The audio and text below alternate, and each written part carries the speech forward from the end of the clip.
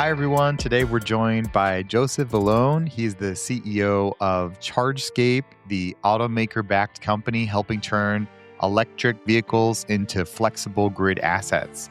Joseph has spent more than 15 years at the intersection of energy and technology. Before ChargeScape, he helped launch and scale the EV charging platform called TXU Energy and advised utilities and energy companies at Boston Consulting Group. His career began in clean energy research, including work on hydrogen fuel cells. Joseph, thanks so much for joining us today and being on the podcast. Thanks for having me, Matt. Of course, I want to jump into your origin story a little bit. And if you could help us understand how you got to where you are today, and maybe just giving us a quick intro to ChargeScape.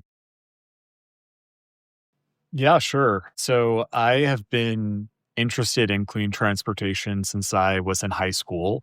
I grew up in the New York City metro area and had an incredible opportunity to actually do some research at the Columbia University School of Engineering on hydrogen fuel cells, which I'm dating myself here. But back when I was in high school, hydrogen fuel cells were actually the promising clean transportation technology at the time. This was well before Tesla or any other EV manufacturer came onto the scene. So after doing that research in high school, continued studying clean energy and energy policy.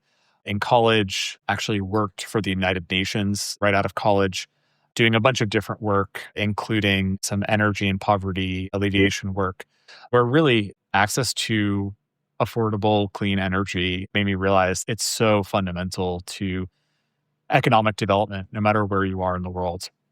So went and did a master's in energy economics after that, ended up in management consulting, as you mentioned, consulting for some of the world's largest energy companies, including power utilities. Back at the time, distributed energy resources were first starting to pop up onto the grid, so helping them kind of navigate things like solar and batteries.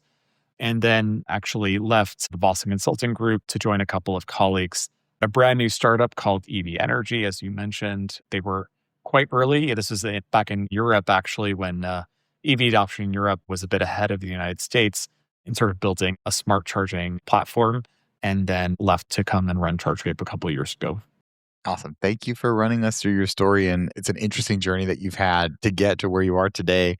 Can you help listeners understand more about ChargeScape and the company's mission and the role it's playing right now in EV charging? I think you're really at the inflection point of what's going on right now with electric vehicles across the country. Yeah, absolutely. So ChargeScape's mission is to unite automakers and utilities and their shared customer, which is the EV driver, to make electric transportation simple, scalable, affordable, and reliable. And now what that means in practice and like what ChargeScape does is we operate this software platform that is the connective tissue between power utilities across North America and electric vehicles on American roads and in American driveways. And so we're this platform that essentially allows electric vehicles and the power grid to talk to each other. Something that I think makes us very unique in this space is that we are an automotive joint venture. So a lot of other companies in this space are venture capital backed.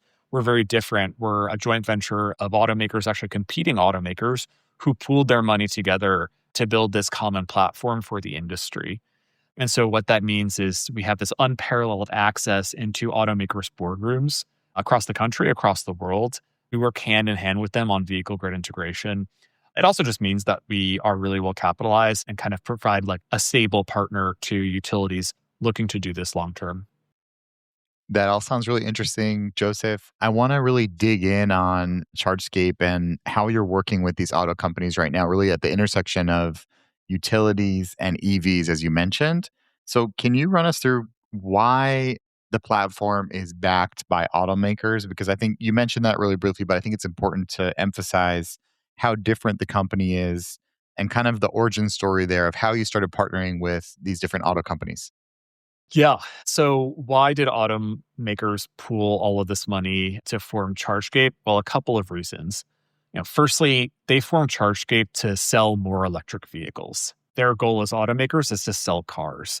Now, electric vehicles have something kind of unique about them where their fuel costs can be a lot cheaper than a combustion engine vehicle. And there's this additional potential to unlock more savings for the consumer, the EV driver, through smart charging. So anything that ultimately lowers the total cost of ownership for an electric vehicle is going to help an automaker sell more cars. So it's very much a strategic play. Now, why doesn't each automaker just do this themselves? Well, there's this many to many problem. An automaker doesn't want to partner and contract with dozens or hundreds of power utilities across America to make sure that their customers have access to smart charging and smart charging savings. And at the same time, a utility doesn't want to contract with the 10 to 20 plus automakers selling cars in the United States and have different contracts and APIs with each one. So ChargeScape really kind of serves as this common platform solving that many to many problem. I'm happy that you're getting into this because that's really the meat of the conversation I wanted to have with you today, which is when does an electric vehicle stop being simply a source of new demand and become a useful resource for the grid? Yeah, the answer is the moment that that EV is plugged in and connected to ChargeScape. So data from our platform shows that a typical EV is parked for about 95% of the time. It's only mobile 5% of the time. And most drivers only need about a few hours of charging per night. So more data from our platform, typical EV is plugged in somewhere between 12 to 14 hours at a time, but only requires 2 to 3 hours of charge on average. So that gives us a very long window in which to kind of optimize when those 2 to 3 hours of charge gets delivered. And when you think about also like the size of an EV battery, they're well above 50 kilowatt hours, some of them larger than 100 kilowatt hours, which is several times larger than a typical home battery. So just being able to, number one, kind of shift when an EV charges, when it's plugged in, can deliver really meaningful value to the power grid. And then when you actually unlock bidirectional charging and actually connect that EV back into the grid and export electrons from the battery to actually power the grid, it essentially turns an electric vehicle into a little mini power plant on wheels. Yeah, and that's really exciting for nerds like me who track these issues really closely and are looking forward to the day where we have millions of electric vehicles juicing the grid. Let's get into the weeds a little bit. So, there's a whole bunch of acronyms out there. We've got V1G, V2H, V2G. There's a whole alphabet soup that I'm hoping you could help us understand for the average listener that maybe just isn't familiar with all the technicalities of bidirectional charging. But start from the beginning and then maybe get a little more granular. Are most of these EVs bidirectional? Because I remember a few years ago we were getting there, but there were still plenty of electric vehicles that didn't have that capability yet. Yeah, great questions. So actually, maybe let's break down these terms into plain English to start. So V1G, just an acronym for managed charging. And that's the very simple technology of just optimizing the vehicle's power draw a little bit to align with the power grid's needs. So that could be maybe just delaying when a vehicle starts charging because it doesn't need to start charging immediately to still get the battery charged to where the customer needs by the time they need it. It could also mean it's charging immediately, but maybe reducing its power draw slightly so it's a longer charge session at a lower power, or maybe even temporarily pausing charging for a little bit if the grid is kind of really overloaded. So think about a hot afternoon in the summer when there's a lot of air conditioners running. That's V1G managed charging. You mentioned V to H, that stands for vehicle to home. So this is where you're actually using your car as backup power for your home. So instead of buying a generator, you've actually got this really big battery inside of your car that can power your home for days. And so quite a few automakers, including Ford and their F-150 Lightning, have rolled out vehicles that are capable of vehicle to home. And so this is actually in a lot of ways kind of one of the emotional gateways for the EV driver to kind of start smart charging is the idea of having resilience to blackouts. And we're doing this in many parts of the country, including in the Pacific Northwest with Puget Sound Energy, where they experience both winter storms and summer storms. And the utility is really interested in increasing customer resilience to blackouts. Blackouts are just a part of life in the United States. I think anyone who grew up here, has experienced power outages before. And sometimes they can last a while. They can last hours or days. And to the extent that a customer's already bought a vehicle, they've already got an asset that can provide backup power without the need for an additional generator. Then finally, V to G stands for vehicle to grid. That's what I was describing before, the actual export of electrons from the EV battery, not to the home, but back into the power grid, essentially selling electrons back into the power grid. And this probably the earliest stage kind of technology, but it is real. It's happening today. We're doing it currently in Silicon Valley. We're using EVs to actually power data centers. And so this is probably the furthest away. It does require, some special hardware, some special interconnection with the grid. But we do think it's going to be actually increasingly commonplace towards the end of the decade. That's great. And we're getting to the point now where the EVs are really penetrating the market. Like here in Texas, in the next 5 or so years, I think we're going to hit the 1 million mark of EVs on the road. So there's huge potential when you do the napkin math and add up all the potential gigawatts of power that might bring to the grid. Yeah. And just to make that math real, there's about 6 million EVs on the road in America today. About 1 million of those already have that bidirectional power capability. So you think about 1 million EVs with, maybe a nameplate capacity of 10 kilowatts of power export. That's 10 gigawatts of power, which is the equivalent of 10 nuclear power plants. So imagine, we're talking about building new power plants for data centers and stuff, and nuclear power plants can take decades to actually build and cost billions and billions of dollars. But we've actually got all of that energy potential just kind of sitting idle in American driveways and on American roads today that we could be tapping into. Yeah, for sure. These are just batteries on wheels. You mentioned the Puget Sound program, and I know there's a few other programs that we could talk about across the country that are really promising. I think we can get into those, Joseph, and I think it will really help the listener understand from a practical standpoint what's happening on the ground. But the first question I have for you on this would be, is it crawl before you can walk? Because you just walked us through 3 really practical examples of how EVs could help power up the grid. But do we first need to figure out, how we use these things to back up our homes and businesses and then move on to the V to G, V to X, and all the fancy technologies?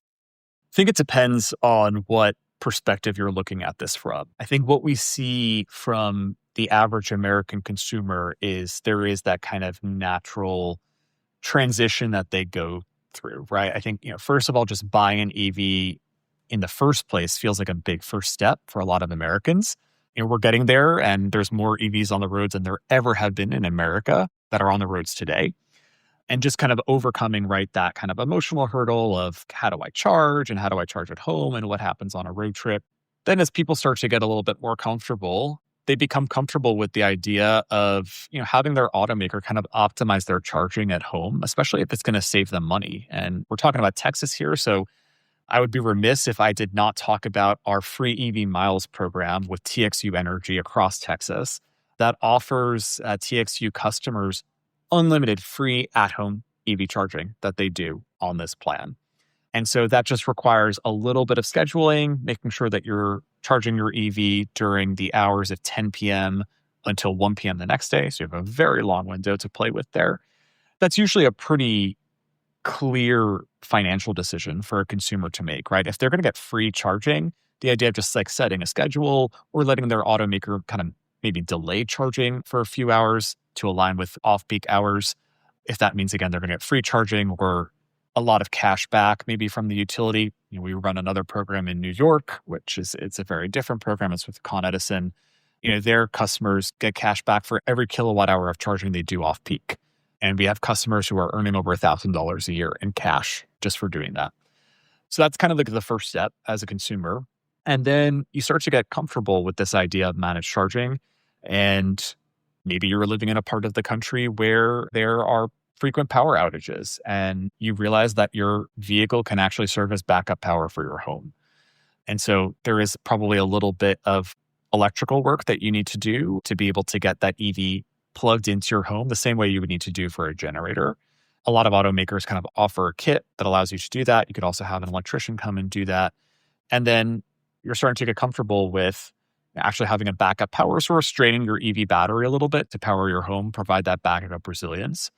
We're starting to see, some Americans get comfortable with is, okay, well, there's not a power outage right now, but I know how it works in terms of draining my EV battery. I know what I'm comfortable with as a consumer. I know that I never want my battery level to go below, I don't know, 30 or 40%. There's usually quite a few kilowatt hours to play with. I could actually sell a little bit of power back to the grid, right? And I'm going to sell it back when power prices are really expensive. And then I'm going to have my automaker charge my car when power prices drop later.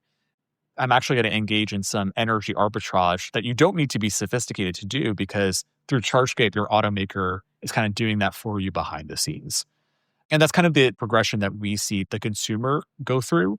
And we also see a lot of the power utilities that we work with across the country, when they're kind of launching propositions and programs for their customers, they go through kind of like a similar phase of, let's start with just the basic amount of charging first. Let's get the consumer comfortable with backup power, and then let's actually start to do vehicle to grid. Absolutely. And the Texas customer is extremely savvy because there are a bunch of different factors. But the fact that we have competitive retail choice, we deregulated our energy market back in 2002. Winter Storm Uri certainly plays a factor in that when you're talking about blackouts and folks wanting to have backup power.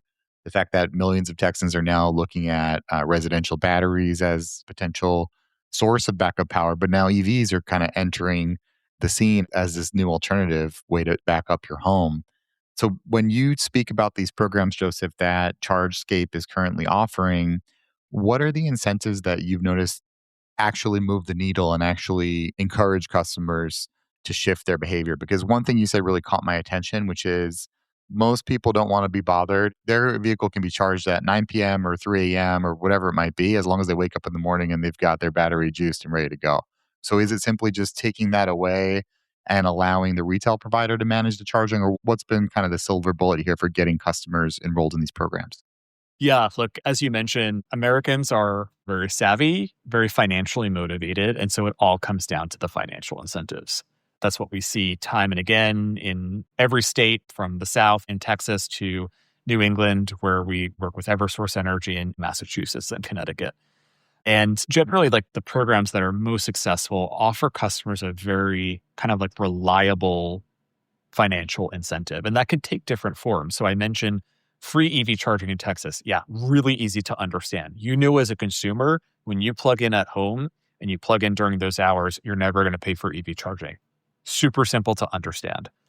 Similarly, in New England, we run programs with Eversource Energy across Massachusetts and Connecticut, where customers get like a very sort of predictable $25 monthly incentive. And that's paid as cash back to them in their Venmo account at the end of every month. And they know that if they allow the automaker to just kind of optimize their charging at home within certain parameters, they're going to get that financial incentive. That's generally what we've seen work best. Yeah, it makes a lot of sense. And for the typical American EV driver, has that changed since you started working in this industry? Like when you first set out there, I think there was a certain image of like who drives an EV in America. From my point of view, that has changed a lot over the past several years. But how have you seen it? What does a typical ChargeScape customer look like these days? Yeah, great question. And yeah, having operated in this industry for almost a decade now, it's been really interesting to kind of see the evolution of the EV consumer across this adoption curve. So, I think when EVs first came to market, we saw these early adopters, right, who skewed very affluent, very tech forward, tech savvy, tend to be living in single family homes. But now I think following the EV tax credit and also just the wave of secondhand EVs that we've seen hit the market, EVs have become much more mass market. The average consumer looks a lot more like the median American household. Yeah, and I think there was concern around the EV tax credits and thinking that folks would stop adopting the technology. But I think what we have seen is like something you mentioned, that the more folks use the technology and get used to it, the more they'll adopt it. I think the same thing with the charging element, which is like you get comfortable with it as you use it. We saw something similar here in Texas, Joseph, with smart thermostats, where there was a concern that Texans wouldn't give away control of their thermostats because of privacy concerns and like not wanting the retail provider to have access to their smart thermostat. But actually, when you look at the numbers, it's those programs have been really successful because of exactly what you're saying, which is if the financial incentive is there, then absolutely folks will be willing to participate if it ends up saving them money at the end of every month. Yeah, and I think the other critical thing is keeping the consumer in control. So in a smart thermostat program, if it's hot, it's summertime, and you start to get warm inside your house, you can override it, right? And you can like turn the AC on.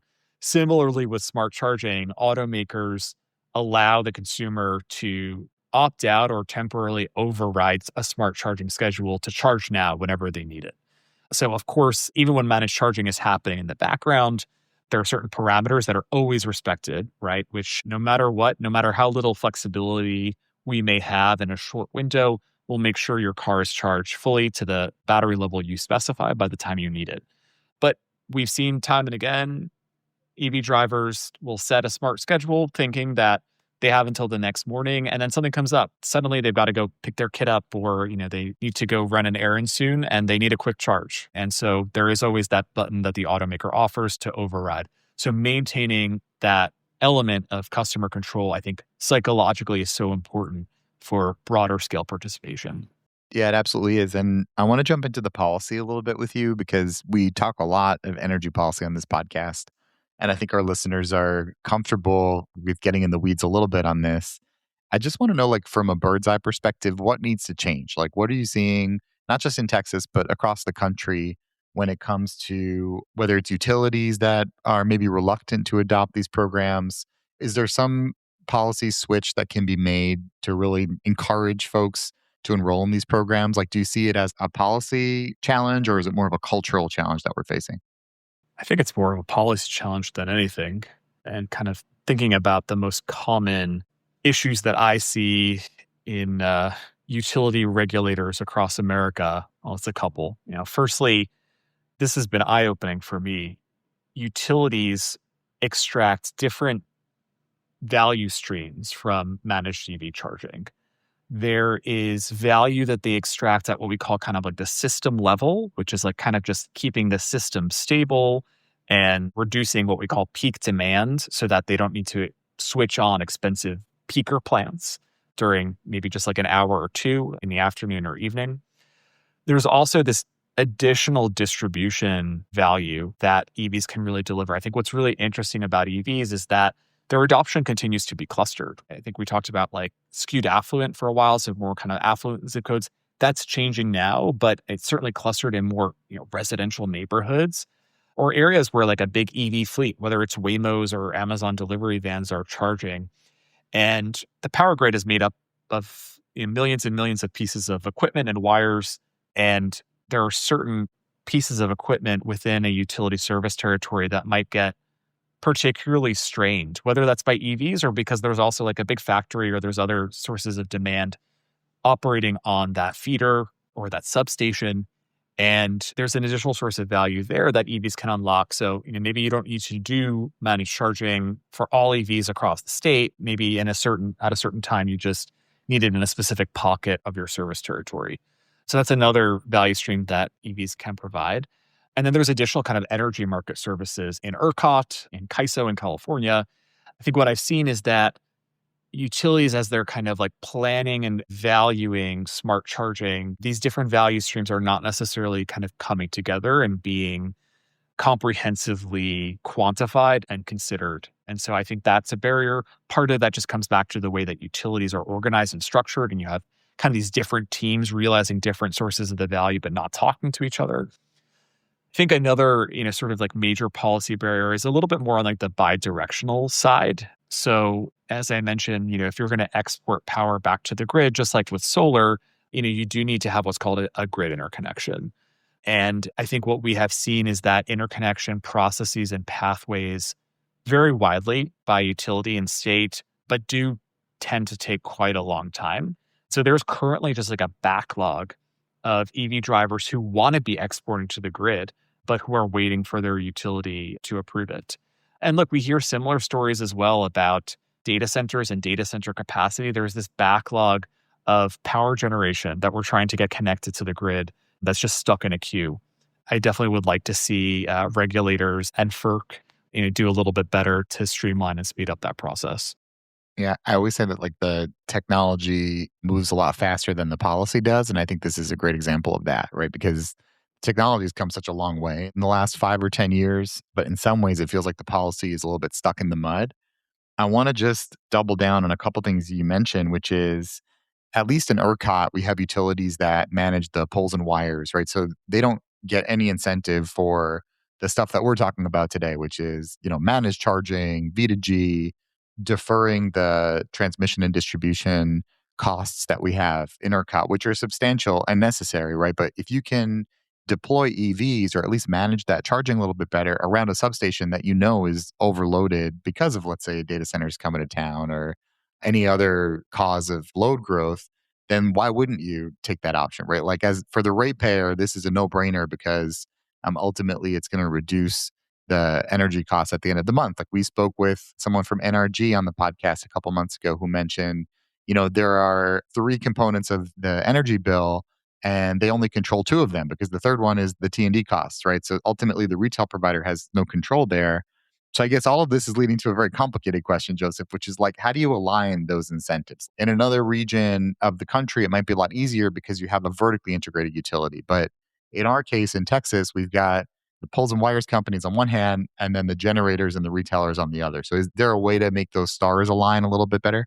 I think what those three different entities have in common is that they serve the same end customer, and that's the EV driver. And so that's like the single, kind of connection point between a power generator, a distribution utility, and the electricity retailer. And so how does that all need to come together? Well, these are independent companies operating independently, right? Still, there's a Public Utilities Commission in Texas that kind of unites some of these stakeholders. But I think just like really realistically, those different stakeholders are going to probably continue to operate somewhat independently for the foreseeable future.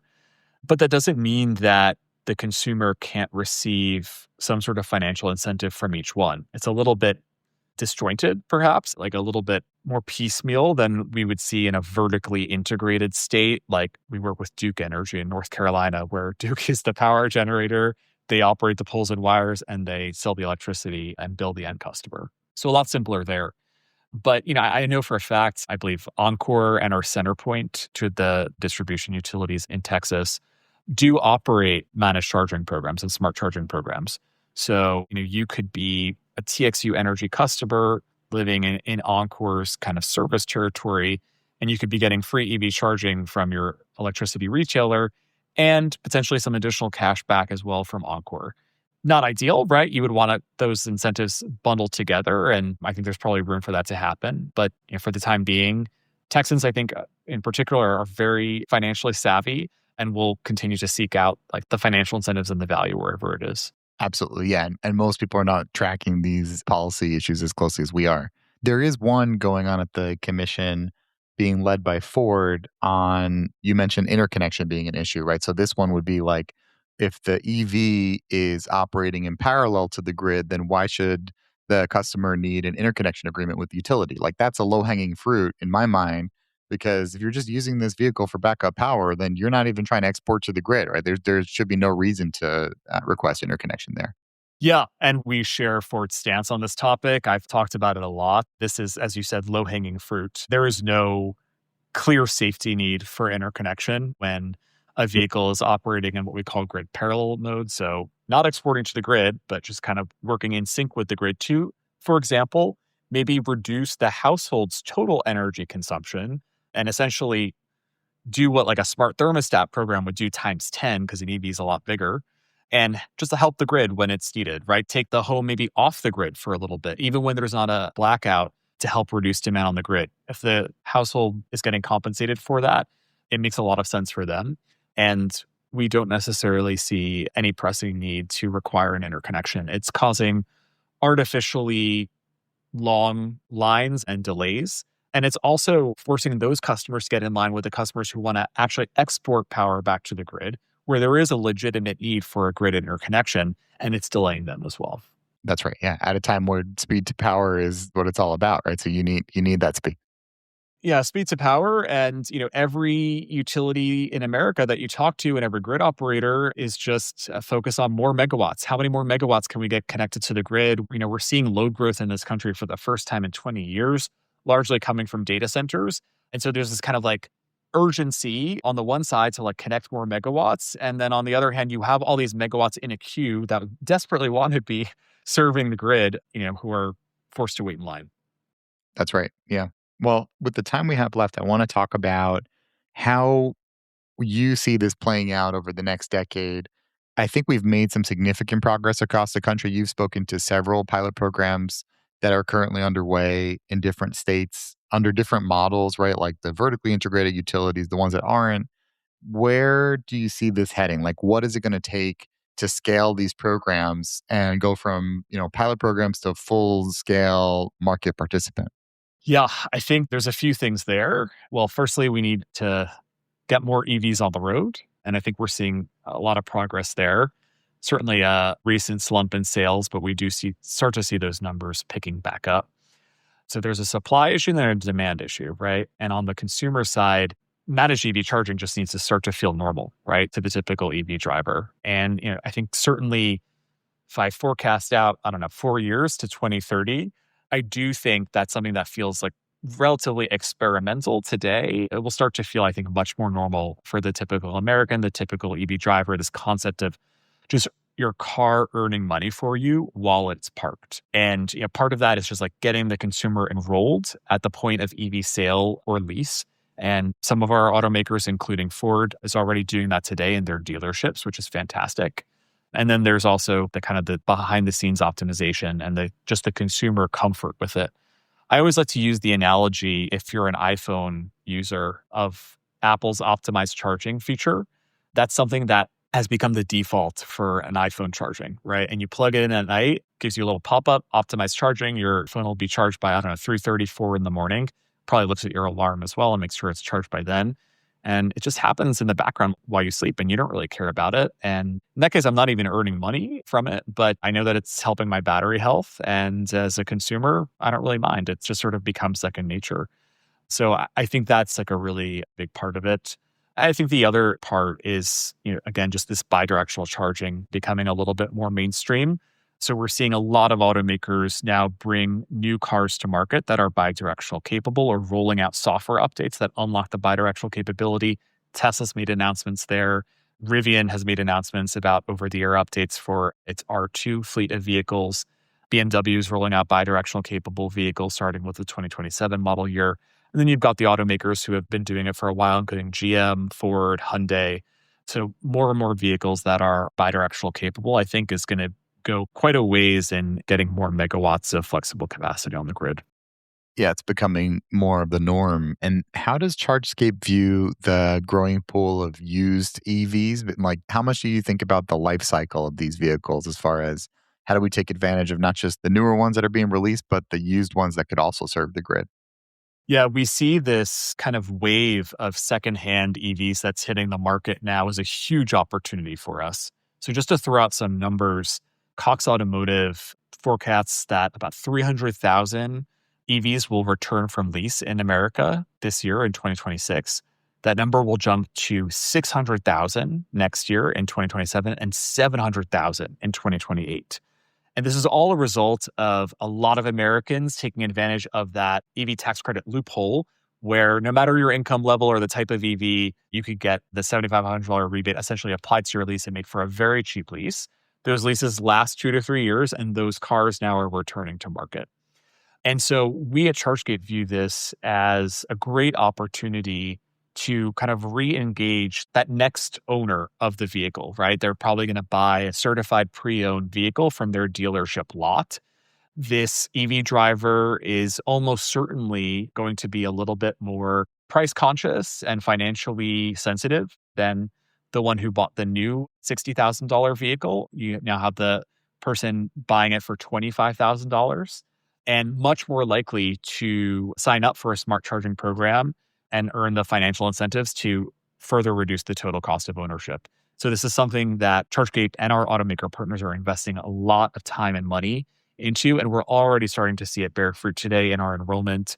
we're seeing quite a few secondhand EV drivers sign up for our platform, kind of getting re-engaged at the dealership when they're picking up the keys to their EV.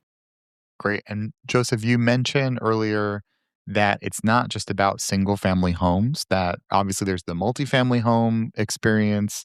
And we haven't talked much about like EV fleets. So can you speak a little bit to, whether it's electric trucks or electric school buses? How much does ChargeScape work with EV fleets in general? Yeah, I'll start with multifamily. Actually, a third of US households are located in multifamily dwellings like condos and apartment buildings. This is a huge swath of the country. And again, particularly as EVs become more mass market, more and more of those households have got at least one EV in them. And so this is a really important thing for ChargeScape and for our automaker partners who want EV charging savings to be available to all of their customers, no matter where they live. And so we've already kind of built out capabilities to serve EV drivers who are living in multi-tenant properties and allow them to participate in managed charging programs and enjoy all the same incentives and savings that their single family colleagues are enjoying. On the fleet side as well, we see this as like a really kind of interesting area. Fleets continue to electrify across the United States as companies are making decisions to go electric, if not based on ESG targets, then just based on pure financial savings and operational efficiency. Fleets are a little bit different, right? They typically have shorter dwell times back at depot. And so there's a little less flexibility to kind of optimize their charging there, but there is still flexibility. And I think a lot of interesting stuff that you can do, particularly on the vehicle to grid side when those cars are sitting idle and could potentially be powering back the grid. As a matter of fact, what we're doing in Silicon Valley with Silicon Valley Power right now is we've got actually a commercial fleet of Nissan Leafs that return to depot and export power back to the grid when called upon. So I think a lot of interesting things you could do on the fleet side. And then there's also this category of fleet called the take-home fleet vehicle that not a lot of people talk about, but it's actually a lot of cars like that that are corporate cars that the employee actually drives back home and charges at home. And so, they're paying for that car's fuel essentially on their own electricity bill. So there's a reimbursement service that we provide to the EV driver, but then there's also the additional savings that we can offer back to the company who owns and ultimately pays for the charging by smart charging that vehicle at home. Very cool. Yeah, that's all really exciting. And I want to leave you, I guess, with one futuristic question before we wrap up. If you could leave our listeners with one idea about the future of EVs and the grid, what would you want them to understand? I think for a number of years, EVs have been painted as a threat to the stability of the power grid. And I think that's a fundamental misconception. I think what we've seen in the past few years with record levels of EV adoption is that with more and more EVs on the road reaching 6 million plus, we haven't brought the power grid down. The power grid is still stable. It's still standing. And as a matter of fact, part of the reason why it is still stable and still standing is because of EVs. EVs are this great flexible resource. They're batteries on wheels, and they can actually play a role in helping keep the power grid stable. And if the EV driver is able to save money on their charging as a byproduct of that, even better. Awesome. Thank you so much, Joseph. Really appreciate your time today and walking us through all these different concepts, and looking forward to having you on again as EVs continue to proliferate in Texas and across the country. So thank you so much, Joseph. Appreciate it. Thank you. Thanks for listening to the Energy Capital Podcast. If today's conversation helped you make sense of the energy world, share the episode with a friend and hit follow on your podcast app. You can find us on Apple Podcasts, Spotify, and all the usual platforms. For deeper analysis each week, subscribe to the Texas Energy Empower newsletter at texasenergyempower.com. That's where you'll find every episode, every article, and all of our latest updates.